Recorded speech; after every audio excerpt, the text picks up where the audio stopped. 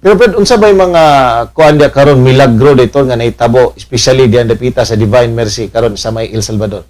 Ang usagid sa ato nang ipasabot mo Jerome no, Oo. nga nahimo nga gadugukan nila kini maging dancing sun. Correct o kana. Pero gi-deny ni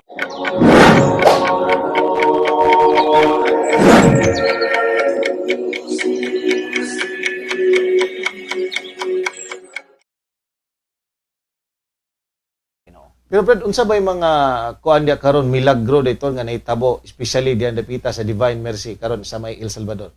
ang usagid sa ato nang ipasabot mo Jerome no, Oo. nga nahimo nga gadugukan nila kini maging dancing sun. Correct o kana. Pero gi-deny ni Father Val no, kaya naman ginangutana sa iya kaisa nga Father kanus aman sa oras magsugod dancing sun no. Wala may dancing sun din Mm. Gani gi-explain naman sa pag-asa mo Jerome kung early morning Mm. tan-awon nimong adlaw mura gid sig in motion. Mhm. Pero lahi itong dancing sun mo Jerome nga nahitabo sa Fatima. Mhm. Kay ang adlaw mo Jerome no, I think mga udtong tutok to ni usab ang color ni nanaog man gid diri sa yuta mo Jerome no. Uy, lagi din na. Naana mo Jerome no 1917 nahitabo. Unya pita man kay mo Jerome kay nag-ulan man no, kusog ang ulan no. So pag naog lugar sa adlaw mo Jerome simbuwag ang mga tao 70,000 lumbag dagan tungod sa kadlok sininggita ana.